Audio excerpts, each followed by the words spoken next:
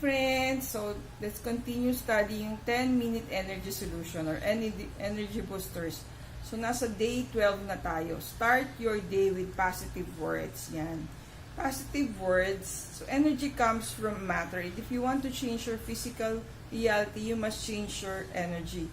Thoughts and words are energy. So, kaya nga positive words, di ba? To change your energy, you must change your thoughts and words. Thoughts can fuel you as positively or negatively. They can strengthen our weak. So, yung iniisip lang natin, it causes us to feel weak or be motivated. So, importante rin yung choice of our words or thoughts. We can choose to fuel our lives with positive thoughts and words that energize us, or we can allow self-doubt and negative self-talk to tear us down. So, ano ba yung mga action steps that we can do? Number 1, ito yung mga examples of positive thoughts we can use to energize us. I am focused today. I am like laser ready to focus on what I need to do to create success today.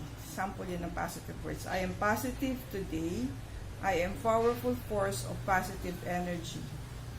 I am happy today. I allow myself to experience happiness. So, of course, we can formulate that or words.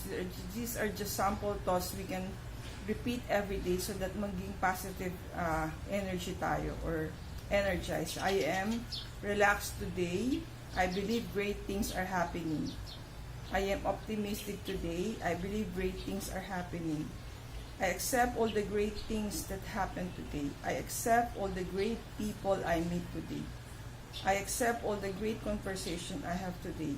I accept all the health, wealth, success, joy, and abundance in my life today. I look forward to the rest of the day. I look forward to the people I'm going to meet.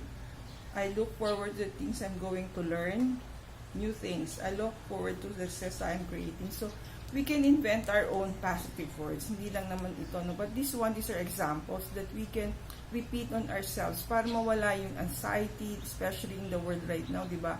Pagka kasi makinig ka sa news, it's quite scary, or your social media, so parang lalo kang madidepress. So, but these are positive things, no? Then, afterwards, you can write in your journal, ano ba yung learnings mo for the day.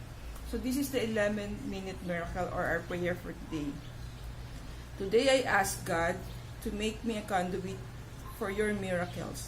Allow me to experience miracles in my life and use me to show others the potential for miracles in their lives. Make us a conduit for your love, joy, compassion, passion, purpose, and positive energy. Make me an expression of your positive energy. Allow me to be contagious and share this positive energy with others. Help me shine on all those who come in contact with me. Use me to help see miracles.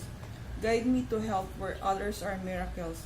Make me an instrument of your peace and allow me to co-create a more positive world with you. I am ready to serve you with positive energy, God. The world needs more of it, and I'm ready to create it and share it. Thank you for the gift. So, yan.